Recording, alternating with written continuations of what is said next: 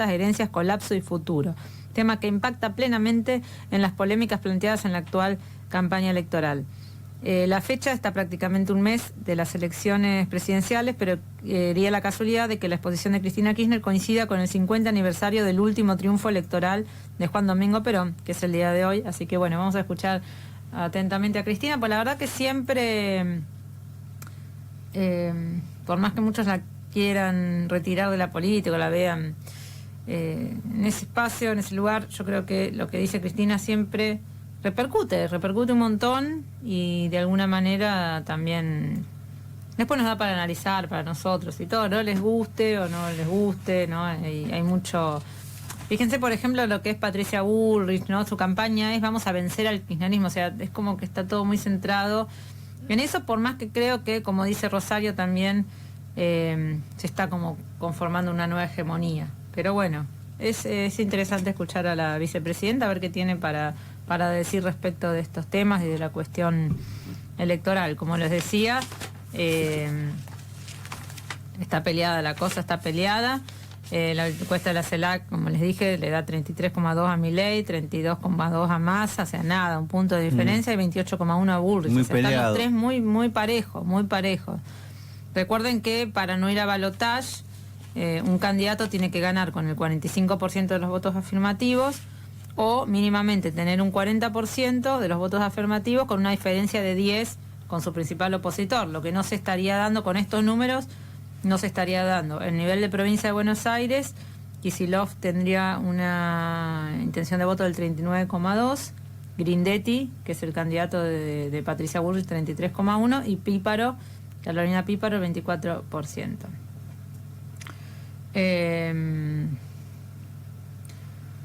Bien, quería compartir con ustedes porque me parece, es un poquito largo por ahí, pero yo quiero que lo escuchen con atención, este informe que vamos a escuchar, que es del sitio Qué feo día para ser gorila.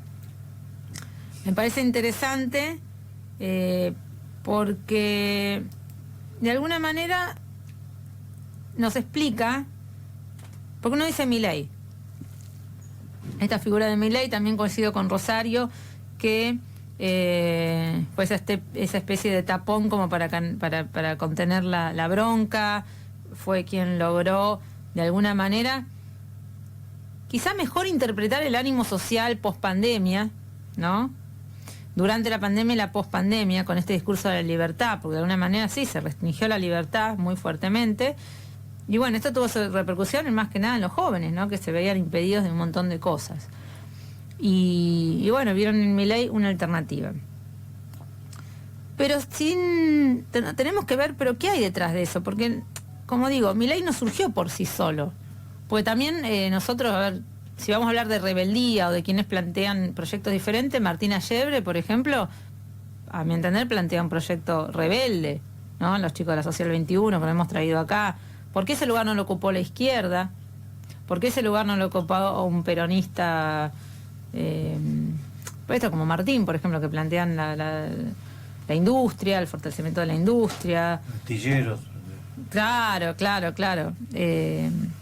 La nacionalización de los servicios públicos, de la banca. No, entonces uno dice, ¿por qué un neoliberal? ¿Por qué alguien que plantea en lo económico esto de decir, bueno, vamos contra los sindicatos, vamos contra el derecho laboral, vamos a imponer un modelo que en realidad esto ya ocurrió, porque la desregulación laboral, o sea, cuando se inician las fábricas en el mundo, ¿no? Cuando empieza a cambiar, la gente del campo se va a la ciudad porque empieza la producción fabril, las máquinas, ¿no?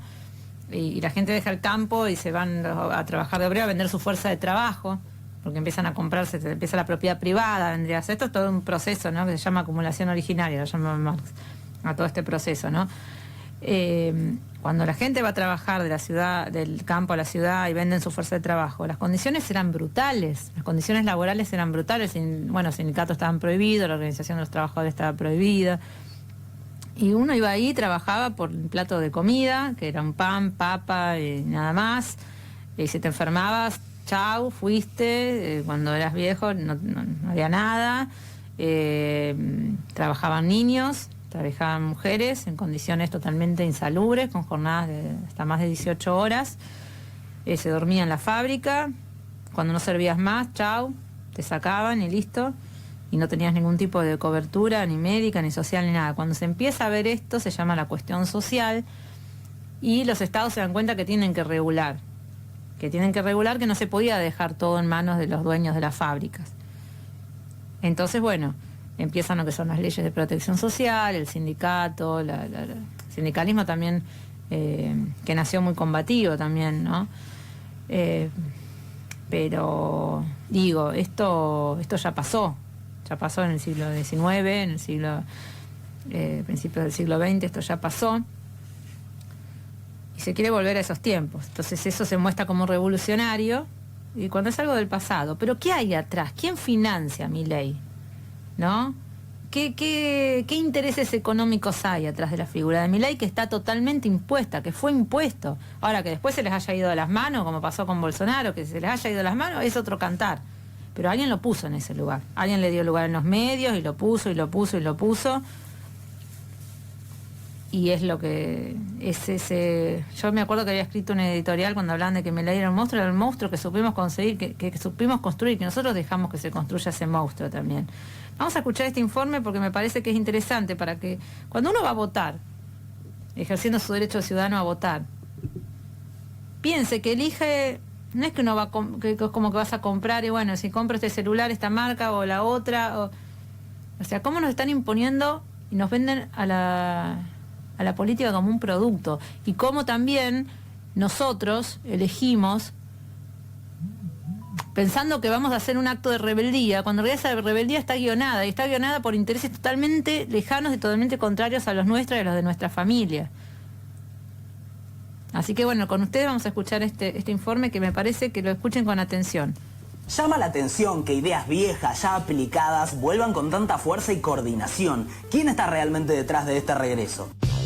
Mientras buscaba información sobre la forma de financiamiento de los grupos libertarios desde la redacción, la de mi casa, algo me llamó la atención. Muchos de los videos de charlas y entrevistas con las principales figuras del movimiento, Milei, Espert, Laje, etc., estaban auspiciados por un pequeño grupo de fundaciones. Muchas gracias a la Fundación Naman, gracias a la Fundación Libertad. Antes que nada, gracias a ustedes, a la Fundación Liberar. Gracias al patrocinio de la Fundación Atlas. Se agradece en nombre de toda la Fundación Liberar. Te quiero agradecer, Edu, querido. Pueden buscarlo en el canal de YouTube de Fundación Club de la Libertad. Soy el director de la Fundación Friedrich Naumann para la Libertad aquí en Argentina. Lo llamativo es la enorme cantidad de dinero que manejan estas fundaciones, que son prácticamente desconocidas para el público general, pero que funcionan como virtuales medios de comunicación, con consejos directivos muy numerosos, columnas periódicas de especialistas para un público fantasma, presencia en medios grandes y universidades privadas, charlas en hoteles 5 estrellas con toda la pompa, y encima consiguen oradores carísimos como Mario Vargas Llosa, entrevistado por Marcelo Longobardi, o notas exclusivas con el presidente uruguayo Luis Lacalle Pou.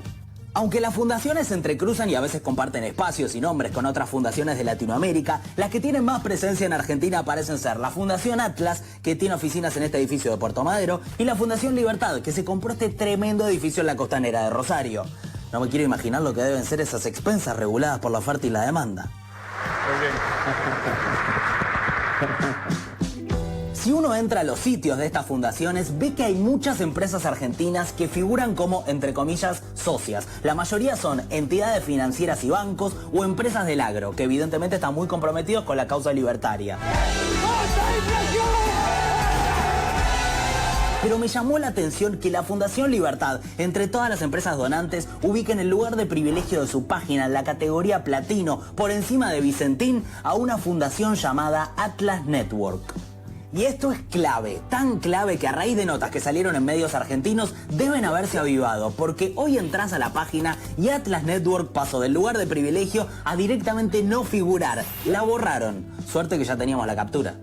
Y por otra parte, la Fundación Atlas Argentina, que tiene un nombre sospechosamente parecido a Atlas Network, pone en un lugar destacado que el único premio que recibió en su historia fue de la Atlas Economic Research Foundation, que es de la Fundación Atlas Network. Y cuando uno entra al sitio de Atlas Network, se entera de que es una fundación de Estados Unidos con una presencia global, y entre sus filiales locales pone efectivamente a la Fundación Libertad y a la Fundación Atlas, entre otras. Pero ¿se trata solamente de una terrible falta de originalidad para elegir nombres o es que esta fundación estadounidense Atlas Network está atrás de las principales fundaciones libertarias argentinas?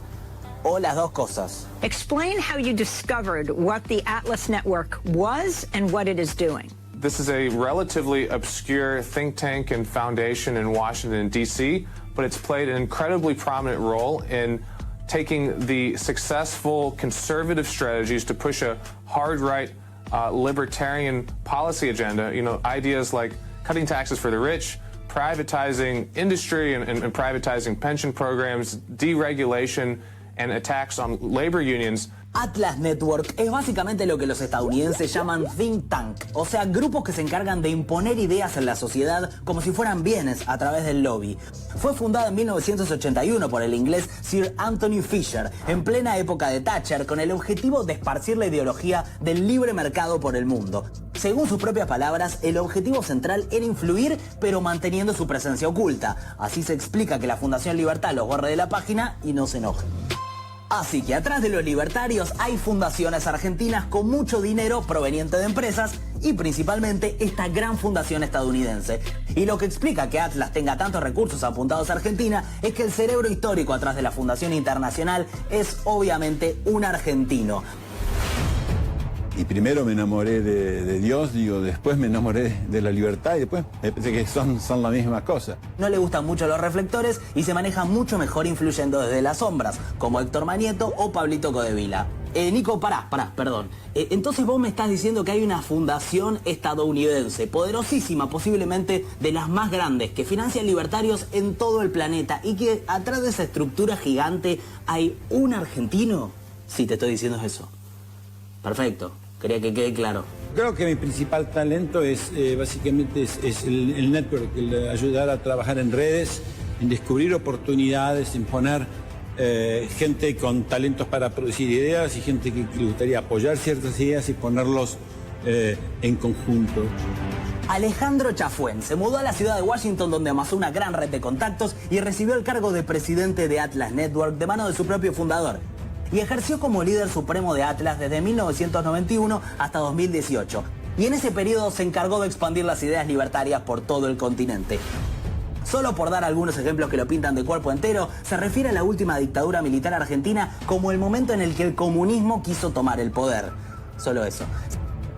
Siempre defendió a Donald Trump por considerarlo un paladín en la lucha contra el Estado. En 2019 sacó un artículo en la revista Forbes elogiando a Bolsonaro y sosteniéndolo como el mejor líder de la región. Y usa unas corbatas más bien polemiquísimas. ¿Y Chafuen de dónde saca el dinero para financiar a los libertarios argentinos? ¿Se abrió un mercado pago o esa aplicación para que te compren cafecitos? Pues no, mi ciela. Según una investigación de Greenpeace y otra del medio The Intercept, Atlas Network estuvo siempre financiada por los lobistas conservadores más famosos de Estados Unidos, los hermanos Koch, de los cuales uno falleció en 2019. Históricamente los Koch son los multimillonarios que más plata ponen en el lobby político estadounidense y se les atribuye haber hecho virar a la derecha al Partido Republicano. We certainly need voices out there representing a disappearing working class. We need voices out there to stand up to the Koch brothers and the billionaires and say enough is enough. You can't have the whole country. The Koch brothers think they need to spend $1 billion to get folks to like one of these people. It's got to hurt their feelings a little bit. Greenpeace define a Atlas Network como el frente político de los hermanos Koch para difundir ideas negacionistas del cambio climático en la región. Es que la familia ganó su fortuna en el petróleo y las llamadas energías sucias, así que con toda la lógica defienden las ideas de un mundo conservador donde cualquier cambio es una amenaza a sus intereses, así que obviamente niegan el cambio climático, se oponen al feminismo por considerarlo marxista y su principal enemigo es el Estado con sus regulaciones e impuestos. Ah, pero estos Koch piensan idéntico a Espert, Milei y el resto de los libertarios. Estas casualidades... Mira, piel de gallina. El grupo Koch influye abiertamente en la política estadounidense, pero secretamente en el resto del mundo, porque saben que su nombre puede ser medio piedra. Así que en vez de operar con su organización lobista más conocida, Heritage Foundation, operan a través de Atlas Network, aunque en el sitio de la Fundación Argentina Atlas aparece directamente el nombre Heritage, y Alejandro Chafuen esté que se heritagea encima. El que escuchó el mensaje es la Fundación Heritage. ¿Por qué? Porque tiene más de medio millón de donantes y miembros en todo Estados Unidos. Ya sé que te perdiste, así que te voy a hacer un repaso al mejor estilo López Murphy. Duhalde lo puso a Kirchner. Kirchner la puso a su mujer. De esta manera se la puso a Duhalde. Entonces, Duhalde le puso la suya. Los hermanos Koch lo pusieron a Chafuen. Chafuen puso a la fundación Atlas Network. Atlas Network puso la plata para financiar a todas las fundaciones libertarias de Latinoamérica, como por ejemplo en Argentina, la Fundación Libertad y la Fundación Atlas. O sea, los conservadores estadounidenses bancan a Espert y a Milei.